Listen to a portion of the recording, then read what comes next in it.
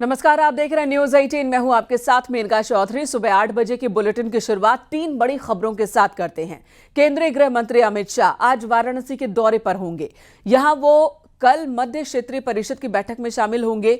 CM Yogi Adityanath आज भदोही के दौरे पर होंगे।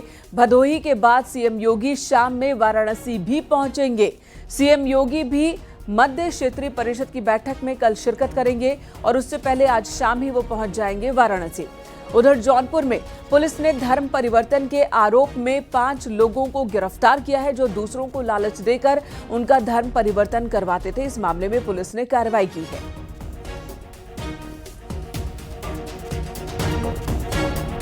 और अब खबरें विस्तार से। जौनपुर में कुछ लोगों पर धर्म परिवर्तन कराने के आरोप लगे हैं। पुलिस ने धर्म परिवर्तन कराने वाले ऐसे 5 लोगों को गिरफ्तार किया। छापेमारी के दौरान बाइबल मिली है, दर्जनों ईसाई धर्म की किताबें मिली हैं।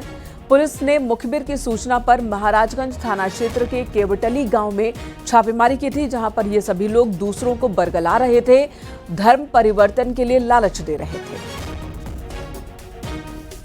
महाराजगंज में हिंदू धर्म की निंदा तथा ईसाई धर्म में परिवर्तन कराने की सूचना राकेश सिंह द्वारा दिया गया था, जिसकी तहरीर के आधार पर उचित धाराओं में थाना महाराजगंज में अभियोग पंजीकृत किया गया।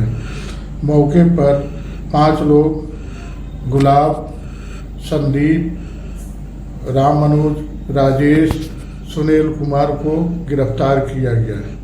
विधिक कार्रवाई की जा रही है। मनोज पटेल हमारे सहयोगी इस वक्त हमारे साथ जुड़ चुके हैं। मनोज, यहां पर पुलिस को बड़ी सफलता मिली है। इन 5 लोगों को तो पुलिस ने गिरफ्तार किया है। क्या इनके पीछे कोई और भी था जो धर्म परिवर्तन करवा रहा था? देखिए, इस तरीके से ये मामला आया है जनपद जौनपुर के महाराजगंज थाना क्षेत्र के केवटली गांव का मामला है, जहां पर पुलिस को मुखबिर की सूचना से प्राप्त होती है कि यहाँ पर धर्म परिवर्तन यानी धर्म परिवर्तन कराया जा रहा है हिंदुओं का ईसाई धर्म के लिए। उस बिहेव पर पुलिस छापा मारती है। छापेमारी के दौरान एक मकान के अंदर से 5 लोगों को उस वक्त पुलिस गिरफ्तार करती है जब वो धर्म परिवर्तन का कार्य करा रहे थे। उनके कब्जे से जो है भारी मात्रा में जो है ईसाई की पुस्तकें और बाइबल की पुस्तकें को पुलिस ने बरामद किया है और मौके से सभी लोगों को जो है गिरफ्तार कर जो पुलिस आगे की कार्रवाई में जुट गई है। आपको बता दें कि मनोज, इस इलाके में क्या पहले से ये इस तरह का खेल खेल रहे थे? कई और लोगों को भी इन्होंने पहले धर्म परिवर्तन करवाया होगा, इस तरह की जानकारी आई है क्या? देखिए, आपको बता दें कि जनपद जौनपुर के बदलापुर तहसील का पूरा मामला है। बदलापुर तहसील में ये कोई पहला मामला नहीं है कि इस तरह का केस आया है धर्म परिवर्तन के। इसके कई और मामले आ चुके हैं अलग अलग थाना क्षेत्र में उसी तहसील के, जहां पर पुलिस ने बड़ी कार्रवाई करते हुए कुल 5 लोगों को अब जो है गिरफ्तार किया। अलग अलग लोगों को गिरफ्तार करके जेल भेज चुकी है। पुलिस की लगातार जो है पैनी नजर रहती है कि कहीं भी अगर इस तरह की कोई गतिविधि जो है धर्म परिवर्तन को लेकर अगर मिलता है तो पुलिस बड़ी कार्रवाई करने के लिए बाध्य होती है। जैसा जौनपुर पुलिस ने अभी से 24 घंटे के अंदर धर्म परिवर्तन कराने वाले गिरोह यानी जो गिरोह चलता है गांव-गांव में, दूर कस्बों में, सुदूर इलाकों में, जहां पर लोग आसानी से उनको रिच पहुंच सके, जो लोगों को बरगला सके अपने धर्म को लेकर के, वहां पर जो अपने झांसे में लगते हैं वहां पर धर्म परिवर्तन कराते हैं। किसी एक मकान का वो अड्डा बनाते हैं गाँव का। जी, तो इन्होंने अड्डा बना रखा था। कई ऐसे मामले पहले भी आ चुके हैं, जिसके बाद अब पुलिस ने कार्रवाई की। धन्यवाद मनोज इस वक्त पूरी जानकारी देने के लिए। एक बड़ा नेक्सस चल रहा है, जो खासकर गरीब तबके के लोग इनके शिकार होते हैं। उन्हें लालच देते हैं पैसों की, नौकरी की, और फिर धर्म परिवर्तन करवाते हैं। 5 को पुलिस ने फिलहाल गिरफ्तार किया है।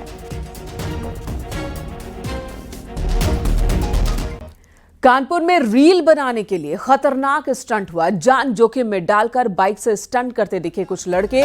रील बनाने के चक्कर में अपने साथ दूसरों की भी जान के साथ खिलवाड़। युवक का बाइक से स्टंट करते ये वीडियो वायरल हो रहा है। कोहना थाना क्षेत्र के अंतर्गत गंगा बैराज का ये मामला है।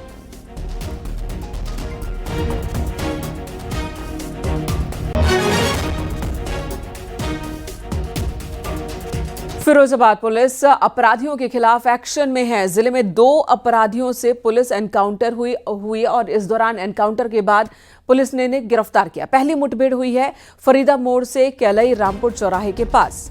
6 साल के बच्चे से दुष्कर्म का आरोपी गोली लगने से जख्मी हुआ। दूसरी मुठभेड़ हुई है बरकतपुर रेलवे अंडरपास के पास, जहां चोरी के 2 आरोपी गोली लगने से घायल हुए।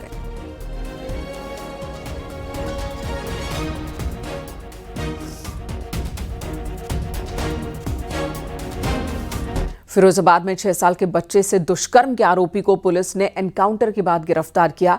आरोपी अवनीश के पैर में गोली लगी। आरोपी के पास से अवैध तमंचा, कारतूस बरामद किए गए। घायल आरोपी का अस्पताल में इलाज चल रहा है। 21 जून को पीड़ित के परिवार ने थाने में शिकायत दर्ज कराई थी। आरोपी ने शिकायत करने पर परिवार को जान से मारने की धमकी भी दी थी। पुलिस ने पॉक्सो एक्ट समेत कई धाराओं में केस दर्ज किया था। एका पुलिस टीम के द्वारा अभियुक्त की गिरफ्तारी हेतु नाकेबंदी की जा रही थी, तो अभियुक्त के द्वारा पुलिस पार्टी पर फायर किया गया। पुलिस पार्टी की आत्मरक्षार्थ जवाबी कार्रवाई में अभियुक्त के दाहिने पैर में गोली लगी है। अभियुक्त को तत्काल इलाज हेतु जिला अस्पताल फिरोजाबाद भिजवाया गया है। अभियुक्त के पास से तलाशी के दौरान एक अवैध तमंचा और कुछ खोखा कारतूस बरामद हुए हैं। अग्रिम वैधानिक कार्रवाई की जा रही है। इधर फिरोजाबाद में चोरी के आरोपियों से पुलिस की मुठभेड़ हुई। पुलिस की गोली लगने से दोनों आरोपी घायल हुए। आरोपियों की पहचान अर्जुन उर्फ घोड़ा और दीपक उर्फ गुल्ला के रूप में हुई है। 14 मई को मुन्ना लाल से 49,000 रुपए की चोरी के बाद आरोपियों के खिलाफ थाना रसूलपुर में मामला दर्ज हुआ था। इसके अलावा 4 अप्रैल को थाना दक्षिण और 1 मई को भी इसी तरह की वारदातें हुई। इस सूचना पे तत्काल रसूलपुर पुलिस द्वारा यहाँ दबिश दी गई है। पुलिस को देखते ही दीपक और अर्जुन ने पुलिस के ऊपर फायरिंग कर दी है। आत्मरक्षार्थ में पुलिस ने भी फायरिंग की है, जिससे इन दोनों के पैर में गोली लगी है। इनको तत्काल तामा सेंटर में इलाज हेतु भेजा गया है, जहाँ पुलिस और रक्षा में इन दोनों का इलाज चल रहा है। इनके पास से जो बरामदगी हुई है, कुल 41,200 रुपया जो इन लोगों ने जेब काटी थी वो बरामद हुआ है। 2 अवैध तमंचा 315 बोर और 2 खोखा और 4 जिंदा कारतूस बरामद हुआ है। खबर गाजियाबाद से, जहां पुलिस ने 25,000 के इनामी को गिरफ्तार किया। एनकाउंटर में बदमाश को गोली लगी। घटनास्थल से अवैध तमंचा, कारतूस और चोरी की बाइक बरामद हुई है।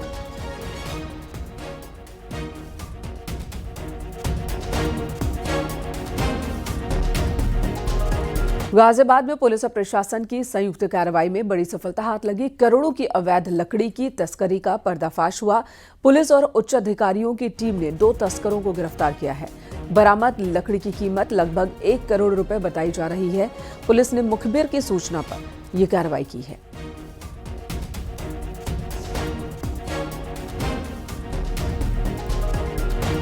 बागपत में दिल्ली सहारनपुर हाईवे पर रोडवेज बस पलटने से हादसा हुआ। बस पलटने से आधा दर्जन के करीब सवारियां जख्मी हो गई, जबकि कई यात्रियों को गंभीर चोट आई है। मौके पर मौजूद स्थानीय लोगों और पुलिस ने पलटी हुई बस की खिड़की तोड़कर लोगों का रेस्क्यू किया।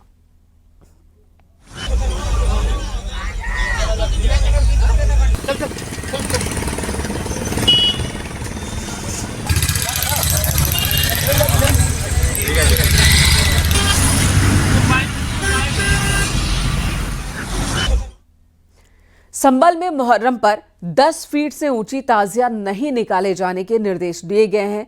चंदौसी कोतवाली में शांति समिति की मीटिंग में सीओ अनुज चौधरी ने सभी ताजिएदारों को ये निर्देश दिया कि ताजिए की ऊंचाई 10 फीट ही रखें, उससे ज्यादा नहीं। उन्होंने ये भी कहा कि मुहर्रम पर पेड़ और बिजली लाइन नहीं काटी जाएगी।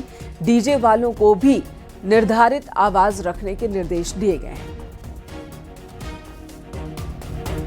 जैसे मुहर्रम के लिए भी बताया गया सबको, भाई 10 फीट से ऊपर के ताजिए, 10 फुट से ज़्यादा ऊंचाई नहीं होगी।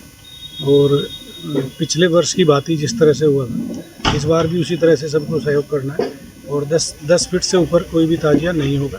कोई लाइट, जहाँ बीच में कोई लाइट के तार आते हैं या कोई पेड़ आता है, तो वो अनावश्यक वो नहीं कटेंगे। तो इसलिए सबको बताया गया, पहले से बुला के बताया गया, हर आदमी को बताया गया। और सभी जितने ताजिए हैं वो सबके ऊपर नोडल अधिकारी के अनुसार जो है हमने बांट दिए सबको।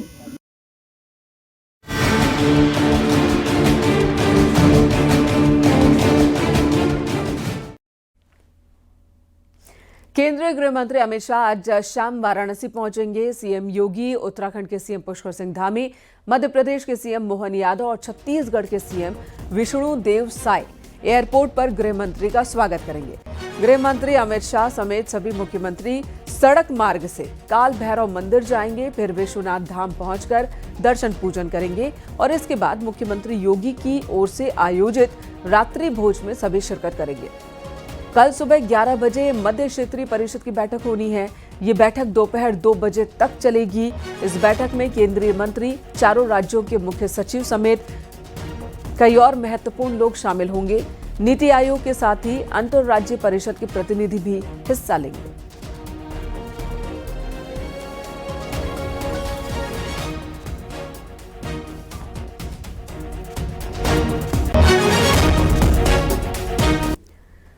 और इससे पहले सीएम योगी आदित्यनाथ आज भदोही के दौरे पर रहेंगे और इस दौरान जनप्रतिनिधियों, पार्टी पदाधिकारियों के साथ सीएम योगी की मीटिंग होनी है। कलेक्ट्रेट पर विकास कार्यों और कानून व्यवस्था की समीक्षा करेंगे सीएम योगी आदित्यनाथ और इसके बाद भदोही से वाराणसी के लिए रवाना हो जाएंगे। मुख्यमंत्री तकरीबन 3 घंटे तक भदोही जनपद में रहेंगे। मुख्यमंत्री के दौरे को देखते हुए जिला प्रशासन ने सभी तैयारियां पूरी कर ली है।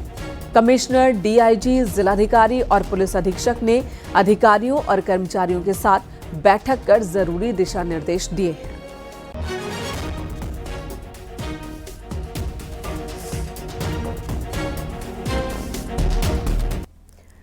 पीडीएफ फॉर्मूले के सहारे समाजवादी पार्टी 2027 में यूपी में फिर से वापसी की कोशिश में है। दूसरी तरफ बीजेपी ने दलित और महिला वोटर्स को अपने पाले में करने के लिए एक बड़ी रणनीति बनाई है। यूपी में दलित वोटों की भूमिका काफी अहम मानी जाती है और इसी को देखते हुए बीजेपी ने मंडलों की टीम में दलित और महिला कार्यकर्ताओं को बड़ी भागीदारी दी है।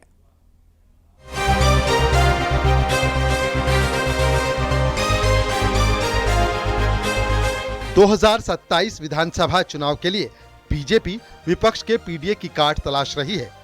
इसके लिए बीजेपी ने दलित और महिला प्लान पर काम शुरू कर दिया है। बीजेपी ने 1918 मंडलों की टीम में दलित और महिला कार्यकर्ताओं को बड़ी भागीदारी दी है। पहली बार बीजेपी के मंडलीय समिति में 50% महिला दलित और ओबीसी हैं। विपक्ष के पीडीए के काट को लेकर भारतीय जनता पार्टी अब ओबीसी और अनुसूचित जाति वर्ग और महिलाओं को साधने के प्लान पर काम कर रही है। दरअसल भारतीय जनता पार्टी मिशन 2027 के लक्ष्य को भेदने में जुटी हुई है और इसके लिए बीजेपी की रणनीति है कि बड़ी संख्या में ओबीसी, अनुसूचित जाति वर्ग के लोगों को अपने साथ में जोड़ा जाए, महिलाओं को अपने साथ में जोड़ा जाए। यूपी बीजेपी के मंडलीय कार्य समिति में कुल 60 सदस्य रखे गए हैं। समिति में 15 पदाधिकारी और बाकी सदस्य रखे गए हैं। मंडलीय कार्य समिति में 50% अनुसूचित जाति वर्ग, महिलाओं और ओबीसी को मंडल के संगठन में जगह देने के बाकायदा निर्देश पार्टी आलाकमान ने दिए हैं। 1918 मंडलों के 28,770 पदों में से 7,672 अनुसूचित जाति वर्ग के लोग पदों पर बैठाए गए। वहीं करीब 4,000 महिलाओं को दायित्व दिया गया। ओबीसी वर्ग के 8,345 लोगों को मंडलीय कार्य समिति में स्थान दिया गया है। जब भी सरकार रही, समाजवादी पार्टी की सरकार रहते हुए किसी दलित समाज को नेतृत्व नहीं दिया, कभी किसी दलित समाज की योजनाओं की चिंता नहीं की, केवल अपने परिवार की चिंता करी है। आज उसका उदाहरण अगर किसी ने पेश करने का काम किया है तो भारतीय जनता पार्टी ने किया है, जिस निमित्त उन मंडल की कार्य समितियों में महिलाओं को, अनुसूचित वर्ग को, पिछड़े वर्गों को स्थान दे करके उनको नेतृत्व देने का काम किया है और अंतिम पायदान पर बैठे हुए व्यक्ति को भी सशक्त करने का काम किया। पहला मौका है जब बीजेपी ने संगठन में अनुसूचित वर्ग और महिलाओं की भागीदारी का नियम बनाया है, जिसे मंडलीय कार्य समिति में लागू भी किया गया है। बीजेपी के इतिहास में पहली बार इतनी बड़ी संख्या में दलित, ओबीसी और महिलाओं को संगठन में भागीदारी मिली है। भारतीय जनता पार्टी प्रतिनिधित्व भी देकर अब ओबीसी, दलितों और महिलाओं को अपने पाले में करने में जुट गई है।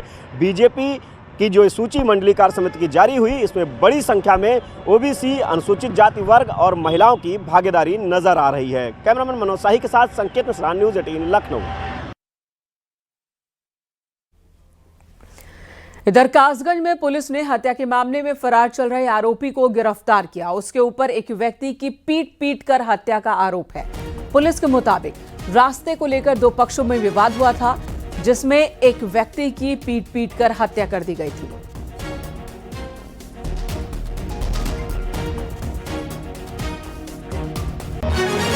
उधर बलिया में पुलिस कस्टडी में एक लड़के ने गर्दन में नुकीली चीज से हमला कर आत्महत्या की कोशिश की। आनन फानन में लड़के को जिला अस्पताल ले जाया गया, जहां उसकी हालत खतरे से बाहर है। लड़के को नाबालिग के अपहरण के मामले में नरही थाने में पूछताछ के लिए बुलाया गया था। पुलिस ने अपनी कस्टडी में लिया था और यहीं पर इसने खुद पर जानलेवा हमला किया। जनपद बलिया के नरही थाने के अंतर्गत पंजीकृत अपराध संख्या 150/25 धारा 137(2) के अंतर्गत एक व्यक्ति राजा खान को पूछताछ के लिए थाने पर लाया गया था, जहां पर उसके द्वारा अपनी गर्दन में किसी नुकीले चीज से वार कर लिया गया। तत्काल उसे अस्पताल भिजवाया गया, जहां उसकी स्थिति खतरे से बाहर है। संपूर्ण प्रकरण की जांच क्षेत्राधिकारी सदर के द्वारा की जा रही है। उधर संभल के एक प्राइवेट स्कूल में हैरान कर देने वाली घटना हुई, जब पुलिस ने बंद स्कूल को खोला तो क्लासरूम में किराने का सामान था। यहां तक कि बकरीद के दिन कुर्बानी के भी सबूत मिले हैं। ये पूरा मामला है कि आपको दिखाते हैं।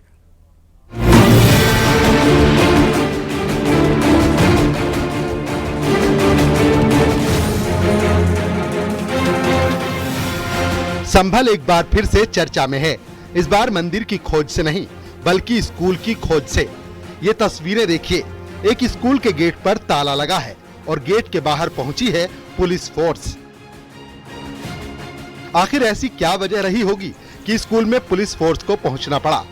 जब वजह को आप जानेंगे तो हैरान हो जाएंगे, क्योंकि जिसे स्कूल समझा जा रहा है वो असल में सिर्फ बाहर से स्कूल है, लेकिन अंदर से एक दुकान है। स्कूल के बाहर कुछ और अंदर कुछ और। इसके पीछे की वजह क्या हो सकती है, ये तो जांच के बाद ही पता चलेगा। लेकिन ये जरूर हम आपको बताएंगे कि जब बंद पड़े स्कूल का गेट खोला गया तो फिर अंदर से क्या क्या मिला। भारी पुलिस फोर्स की मौजूदगी में बंद पड़े प्राइवेट स्कूल को खोला गया। इस दौरान पुलिस टीम को हैरान कर देने वाली सच्चाई से रूबरू होना पड़ा। पुलिस जिसे स्कूल समझ रही थी, असल में वो एक दुकान ही नहीं, बल्कि बकरीद और कुर्बानी से जुड़ा मैटर भी है। के नाम से तो बाकी अंदर जो है इसमें और बहुत सी जैसे परचून का सामान, पूरे दुकान का तेल, घी और अन्य कई चीज़ें यहाँ मिली हैं। तो स्कूल के साथ साथ ये हो सकता है और दूसरा भी काम यहाँ कर रहा हूँ।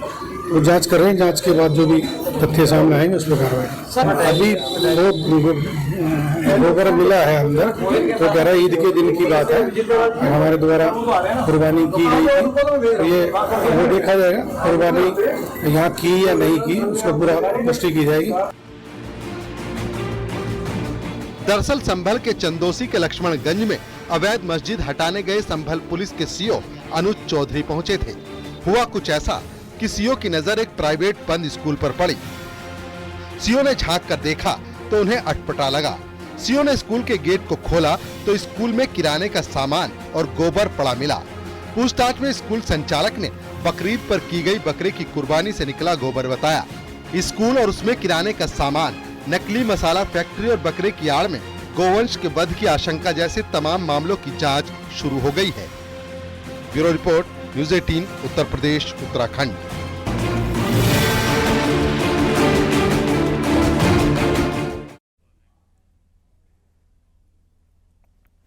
उधर बरेली पुलिस ने 3 अफीम तस्करों को गिरफ्तार किया। पुलिस ने गिरफ्तार अफीम तस्करों के पास से करीब 1.5 करोड़ की अफीम बरामद की। तीनों तस्कर नेपाल से अफीम लेकर यहां बेच रहे थे। पुलिस ने अफीम तस्करों से पूछताछ के साथ ही फरार 3 और बदमाशों की तलाश तेज कर दी है। पुलिस द्वारा आज एक बड़ी सफलता प्राप्त हुई है, जिसमें इन्होंने 3 अभियुक्तों को गिरफ्तार किया है। ये तीनों अभियुक्त मादक पदार्थों की तस्करी में संलिप्त थे। इनके पास से हमें 1.4 kg स्मैक और 500 ग्राम सुल्फा बरामद किया है, जिसकी अंतर्राष्ट्रीय कीमत लगभग 1.5 करोड़ रुपए है।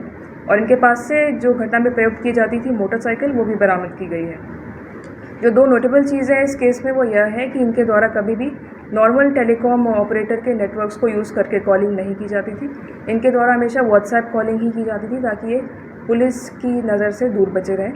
और इसके अतिरिक्त इनके द्वारा जो भी बातचीत की जाती थी अपने नेटवर्क को मेंटेन करने के लिए, वो व्हाट्सएप के थ्रू कोड वर्ड्स के माध्यम से की जाती थी। उधर आगरा में एटीएम से ज्यादा रुपए निकलने का मामला सामने आया, जहां पर एटीएम से 500 रुपए निकालने के लिए कमांड दिया जाता है एटीएम को, लेकिन निकल रहे थे 1100 रुपए। इसकी जानकारी होते ही लोगों की लंबी कतार लग गई, जबकि जिसके बाद पुलिस की टीम पहुंची और फिर बैंक को जानकारी दी गई।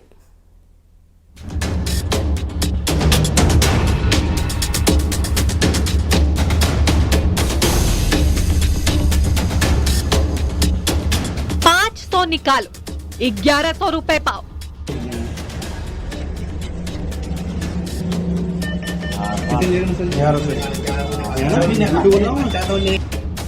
एटीएम मशीन के बाहर जब लग गई कतार,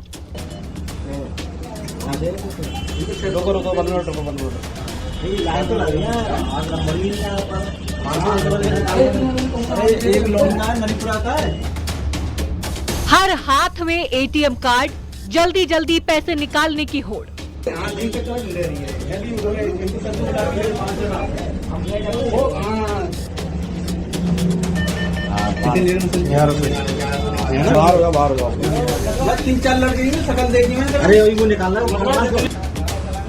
एक एटीएम मशीन ने अचानक डिमांड से ज्यादा कैश देने लगा तो धीरे धीरे ज्यादा पैसा मिलने की खबर आग की तरह पूरे इलाके में फैल गई। जो भी सुन रहा था एटीएम से पैसे निकालने के लिए पहुंच जा रहा था। सबको दोगुना से ज्यादा फायदा दिख रहा था। लोग 500 रुपए निकाल रहे थे तो उन्हें 1100 रुपए मिल रहे थे। 500 रुपए के 2 नोट और फिर एक 100 रुपए का नोट निकल रहा था, जिसका वीडियो सोशल मीडिया पर वायरल हो रहा है। हालांकि न्यूज़ 18 इस वीडियो की पुष्टि नहीं करता है।